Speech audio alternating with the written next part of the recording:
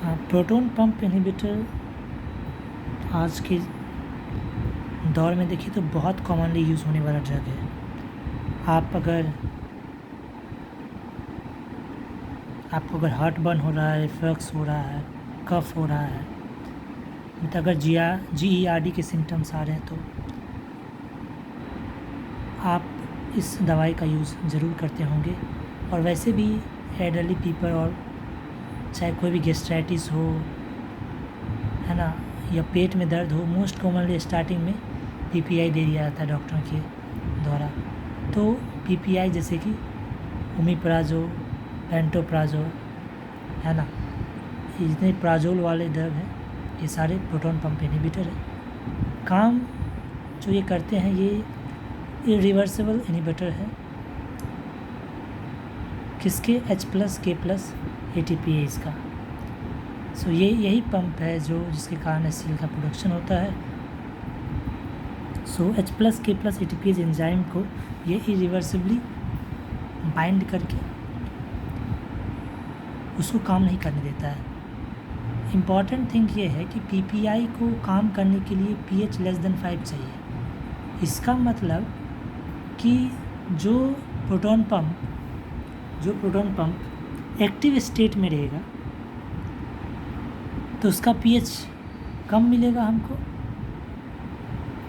तो उसमें PPI प्रवेश कर जाएगा और वो दो कैटायनिक फॉर्म में बट जाएगा, जिसके कारण वो फिर बाहर नहीं आ पाएगा। कैटायन बन गया तो बाहर उसका फिर डिफ्यूज़न नहीं होगा और वहीं पे रह के वो पंप को इनहिबिट कर देगा इरिवर्सिबली।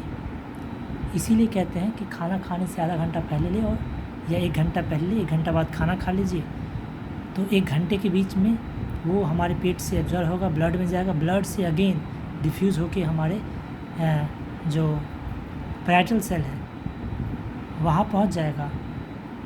क्योंकि वहाँ का एसिड कम है तो लोकलाइजेशन ईज़िली है वहाँ पे, तो ईज़िली वहाँ पहुँच जाएगा प्रोटॉन पंप में।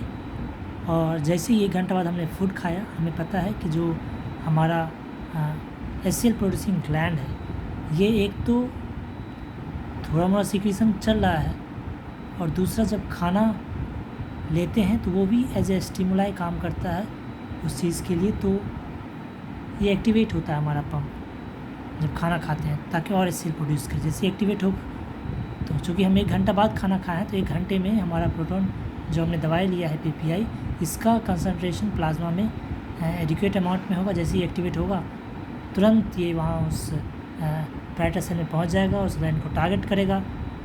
चूँकि PPI एक्टिवेटेड है, pH <5 है, वहाँ जाके कैटायन बन जाएगा और जाके फिर it will bind the H+K+ ATPase enzyme.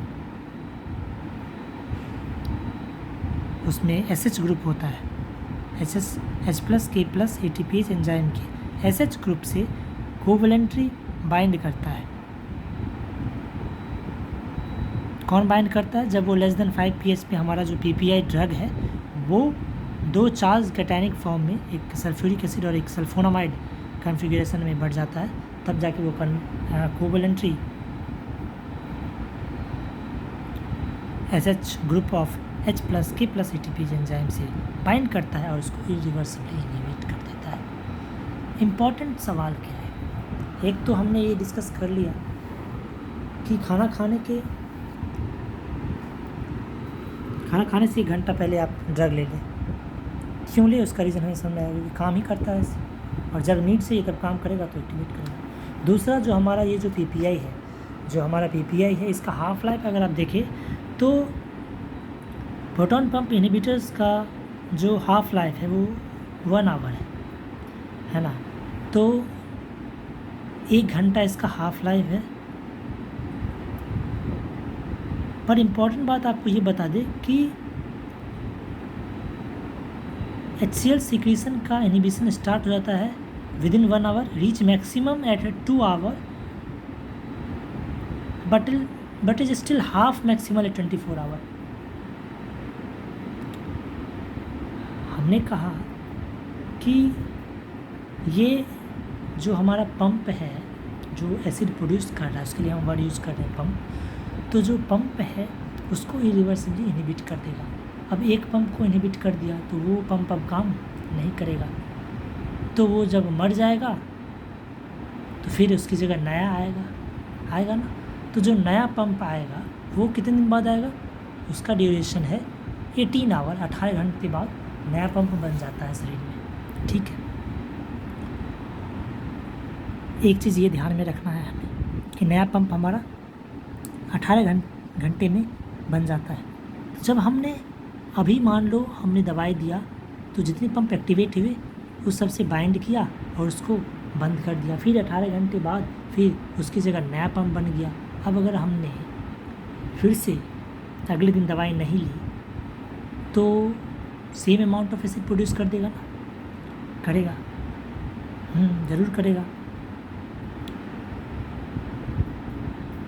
और चूँकि इसका हाफ लाइफ 1 से 2 घंटा ही है,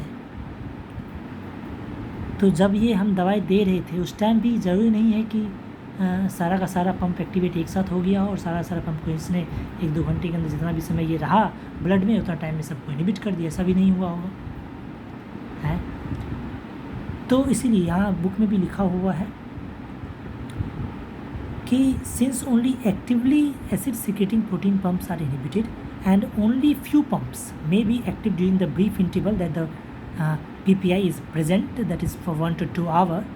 So anti-secretory action increases on repeated dosing to each plateau after. तो इसीलिए हम 3 से 4 दिन अगर लगातार दवाई दे रहे हैं तो समझिए साइकिल कैसा बन रहा है। 3 से 4 दिन लगातार अगर हम दवाई दे रहे हैं तो जितना आज मान लीजिए 100 था, 100 में से 25 को इनहिबिट कर दिया, बाकी अगले दिन फिर 25 हुआ, फिर हमने दवाई दिया, मान ले 25 वो नया वाला और पहले का जो था उसको भी इनहिबिट कर दिया। तो इस तरह से 3 से 4 दिन में ऐसा होगा कि एक प्लेट्यू, एक स्टेडी स्टेट अचीव हो जाएगा जिसमें कि जितना नया बन रहा है दवाई जाके उतना नए को इनहिबिट कर दे रहा है। ऐसा होता रहेगा।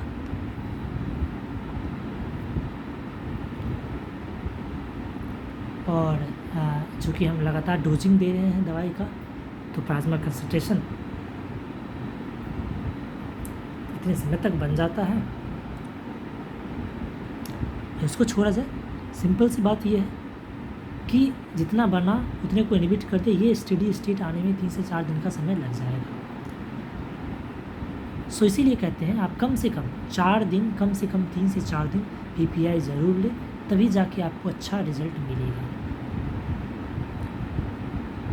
हाउएवर बहुत इम्पॉर्टेंट बात कि तुरंत दवाई लिए तुरंत एक्शन भी मिलेगा, सिम्टोमेटिक रिलीफ भी देता है। क्यों? क्योंकि जितना एक्टिव है उसको तो इनहिबिट कर ही देगा ना भाई। हाँ, तो सिम्टोमेटिक रिलीफ भी मिलेगा। अच्छा रिजल्ट चाहते हैं 3 से 4 दिन दवाई ज़रूर ले, स्टेडी स्टेट अचीव हो जाएगा। उससे क्या होगा, at steady state all the PPI should produce 80 to 98% suppression of 24 hour acid output with convenient doses. और जब हम PPI बंद करेंगे तो 3 से 4 दिन बाद अगेन जितना सिक्रीशन हो रहा था पहले वो रिज्यूम हो जाएगा। तो ये है हमारा बेसिक फंडा PPI का। PPI के रिवर्स इफेक्ट को अगर हम डिस्कस करते हैं, प्रोटॉन पंप इनहिबिटर के रिवर्स इफेक्ट बहुत ही इम्पॉर्टेंट है क्योंकि बहुत ही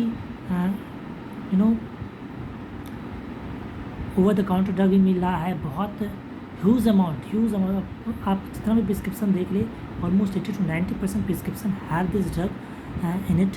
सो चूँकि डॉक्टरों की बहुत कृपा है इस ड्रग पे, तो इसके साथ इतना ड्रग बहुत ज़्यादा प्यारा है, तो इसके साथ कुछ हानि भी है, हमें ध्यान रखना पड़ेगा।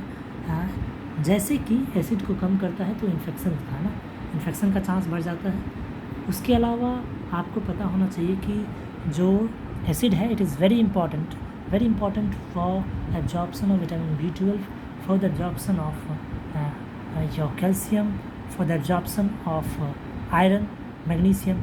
सो जितने भी +2 चार्ज वाले हमारे इम्पॉर्टेंट मैक्रोन्यूट्रिएंट्स हैं वो सब के एब्जॉर्प्शन के लिए और चाहे विटामिन्स हो, उन सब चीज़ों के एब्जॉर्प्शन के लिए एसिड का होना बहुत ज़रूरी है। चूँकि हमने एसिड को कम कर दिया है तो इसके कारण इन चीज़ों का एब्जॉर्प्शन नहीं हो पाएगा और बॉडी में अगर लंबे समय तक ले रहे हैं तो उसका डिफिशेंसी देखने को मिलेगा। तो क्या कर सकते हैं? और एक और चीज़, चूँकि कैल्शियम कम हो रहा है तो उसका साइड इफेक्ट ऑस्टियोपोरोसिस अगर एल्डरली पीपल में देखा जाए तो वो आपको देखने को मिल सकता है। बात करें प्रेगनेंसी में तो कुछ ज़्यादा ऐसा हार्मफुल इफेक्ट नहीं है, बट जो इसके मैन्युफैक्चर है they don't advise it to be use during the pregnancy. एक वो क्लियर होगी। एल्डरली पीपल में हमको पता चल गया कि ऑस्टियोपोरोसिस से खतरा है, क्यों? कैल्शियम रिड्यूस होने के चांस से कोई रेस्पिरेटरी सिम्टम्स आ सकता है, जरूर आ सकता है कि आप के अंदर इसमें रेस्पिरेटरी इन्फेक्शन होने का चांस बढ़ जाता है, बोथ एंट्रिक एंड रेस्पिरेटरी इन्फेक्शंस का, चूँकि एसिड कम है ना। तो जो एसिड बैरियर है वो ख़त्म होने से बैक्टीरिया का इंजेस्टेड जो बैक्टीरिया है उसका कोलोनाइजेशन इंक्रीज होगा। आपको पता है कि जो हम फूड के साथ बैक्टीरिया ले रहे हैं उसको HCl एक इम्पॉर्टेंट इम्यूनिटी की तरह काम करता है, उसको मारने का काम करता है। तो वो नहीं रहेगा तो ज़रूर हमारे बैक्टीरिया कोलोनाइज कर जाएंगे तो इन्फेक्शन का चांस बढ़ सकता है। एक इम्पॉर्टेंट चीज़ ध्यान रखने वाली बात है कि अगर आप क्रॉनिक टाइम तक है ना, क्रॉनिकली अगर हम PPI का यूज़ कर रहे हैं किसी एक पेशेंट में तो क्रॉनिक किडनी डिजीज़ का भी रिस्क रहता है। We need to observe, we need to do LFT over occasionally to monitor it.